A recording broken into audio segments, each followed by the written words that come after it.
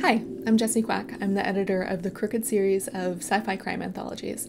And today I'm presenting a reading from Kate Sheeran Swed, who's reading from Volume 2 of the series. Kate Sheeran Swed loves hot chocolate, plastic dinosaurs, and airplane tickets.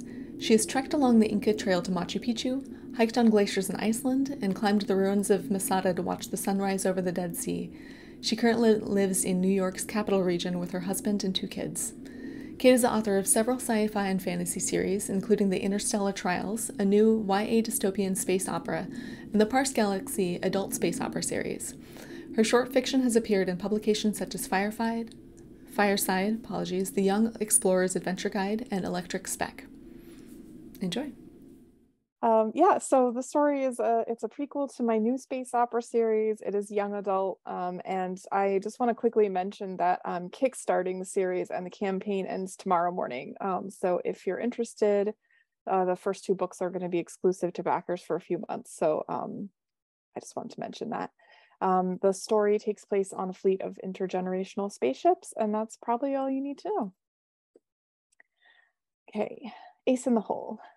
United Fleet Vessel UFV, Lyra.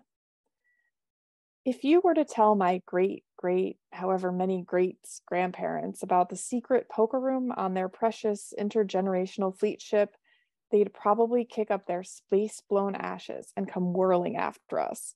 In fact, I like to think they blow the doors open and force the killjoys who voted gambling down a couple years back to see the error of their ways. As it is, we've got no grandparental ghosts to defend our honor, so we do what any self-respecting card lovers would do. We run games in the back room of Posies, the best little dive on the ship. Seeing as most of the law enforcement officers, Leos for short, have a pinky or 2 in the games, I'd like to see ship leadership try and shutter the operation, even if they did catch hold of a rumor. I'd never admit this out loud, but some days it feels like the higher-ups are getting bored up there the way they keep tightening regs on us. The point is, most of us Leos helped Posy install the false wall in his storage room. I held the drill. We're not enforcing shit when it comes to Posies, is what I'm saying.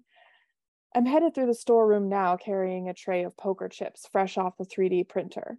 My buddy Jack works in the production lab. It's easy to convince him to run off the chips when we need them. I just stand there in the doorway wearing my best smile and my zapper, and Jack's happy to oblige. In return, he gets to palm a handful without me breaking his teeth. The arrangement works in everyone's favor.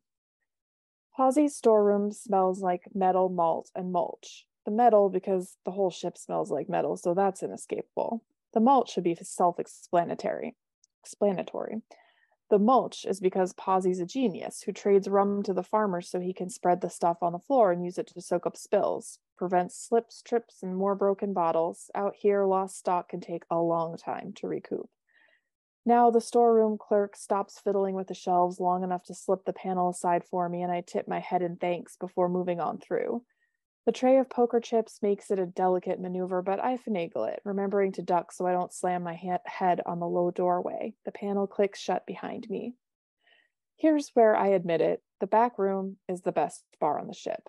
I don't see the point in banning cards, but the truth is the new regulation has provided us with a haven of sorts. There's a bar to the right where a couple of my Leo buddies are ribbing each other and watching the game unfold. There's a cluster of 4 patrons on the left drinking around a single high top and hoping for a chance to join the next hand. And then there's the game itself, a low round table in the back with a dealer and 5 players all focused on the green. My Leo buddy Ben stands guard over the game in case of trouble, rare as it is. The room still smells of metal, malt, and mulch, but with a whiff of greenhouse mixed perfume, a curl of steam off the dealer's coffee, and a whisper of jazz in the background, though it's barely audible beneath the muted conversation. Add an extra sprig of joy at the furtiveness of it all, and the atmosphere is positively electric. I leave my chips with the dealer, who's got her eyes on a squabble across the table. Looks like she can handle it at this point, so I squeeze around to the bar, where Thoreau has already mixed me up a gin and tonic. He's a tall, thin black man with crooked wire-framed glasses and a smile that splits his whole face in half. His real name is Brady, I think. We call him Thoreau because he's always abandoning the conversation to hide behind the taps with his notebook and occasionally professes outlandishly hopeful statements about life and nature, which, let's be honest, none of us can pretend to know a whole lot about. Like me, all the Leos wear their helmets slung back when they're off duty. It's a habit they drilled into us in training. What they're expected to have happen, I couldn't say. It gives us the look of baby chickens who haven't quite managed to ditch the shell. Only our shells are made of titanium, and they're painted red. Adam slides my gin and tonic down the bar, show off that he is, and some of the drink sloshes onto the counter before I can catch the glass.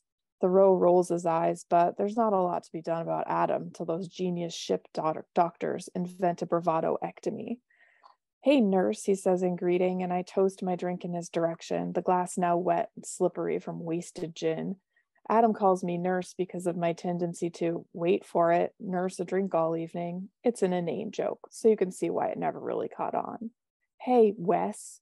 Tanya, the other Leo, echoes Thoreau's eye roll and emphasizes my name.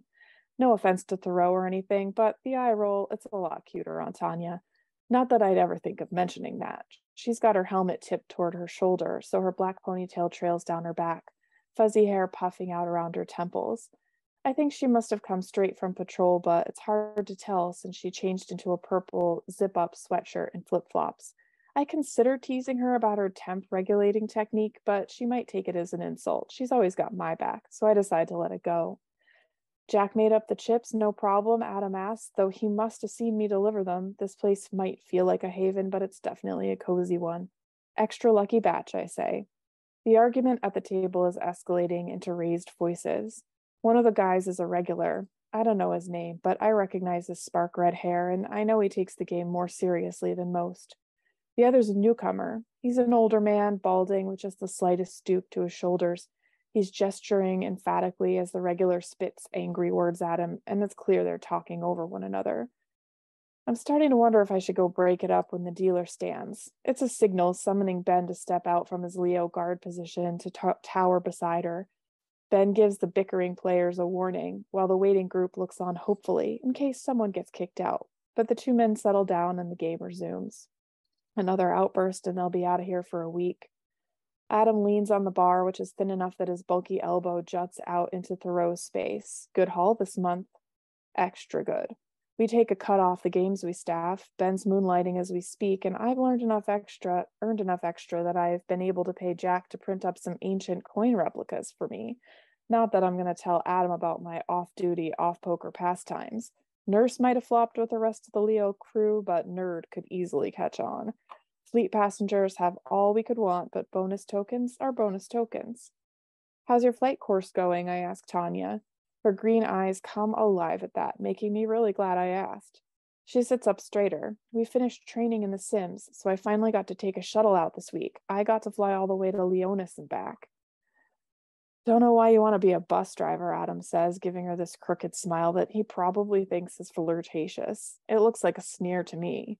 Tanya just gives him that patented eye roll of hers.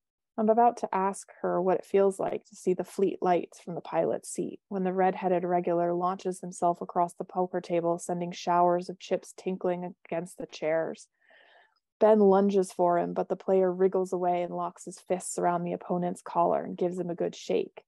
But see, the closeness of the room means I'm 2 steps from the fight, and the thing is, Leo's train in extra grav.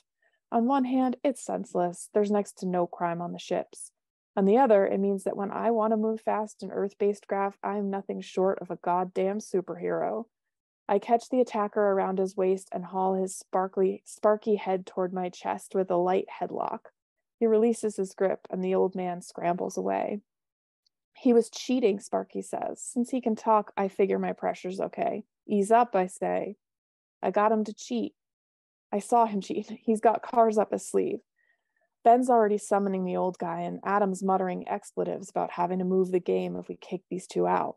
The old guy removes his jacket. I realize I was privately rooting for him, which is why I'm extra annoyed to see the series of pockets hidden inside his sleeve. By now, Sparky's calmed down, so I let him go. Ben's got his wrist cuffs out, and even though Adam and I are equally ranked, the game guard is looking to me for instruction. 1 week ban, I say, and the old guy gets searched if he comes back. Night in the brig, Adam says, stepping in late. I saw those two slugging it out in pauses just now, didn't you guys?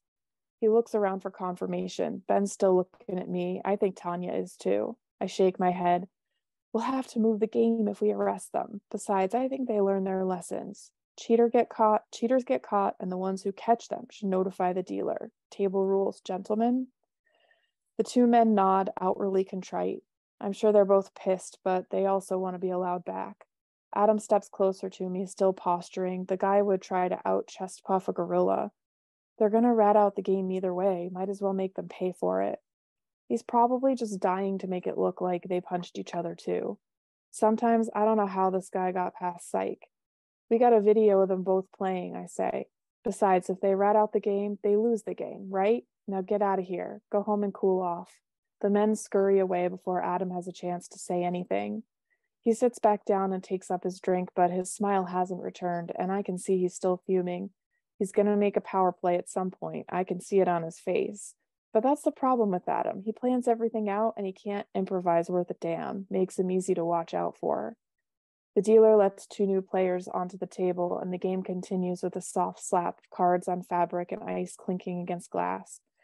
Going soft, nurse, Adam says. That's me, I say, energized enough to risk flashing a wink at Tanya, who rewards me with a little grin of her own. Nurse West, the softie. And that's it. Thanks. Hey, welcome back. I hope you enjoyed that reading. So I promised I'd tell you a little bit more about Crooked, and here we are.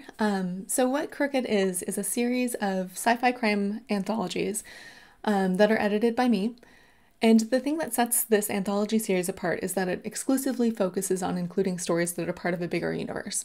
So if you read one story by an author, say if you really enjoyed what you just heard, you can go to that author's site, which will be below in the show notes, and you can read more stories set in that universe. So the idea is to give readers kind of more of what they love and introduce them to other authors. So for example, if you're a big fan of one person's universe and you find, oh, they've got a story in Crooked, you can go read that story, and then you might find other stories by similar authors, and then you can go read their world. So kind of just a way of helping readers explore and find more authors that they love. And so if you enjoyed what you heard, please go support that author. Follow the links below. You can go buy the anthology and read more stories, or listen to more of the presentations of people reading excerpts from their stories on this YouTube channel. Go ahead and subscribe there. And yeah, I look forward to bringing you more exciting sci-fi crime stories. Take care out there.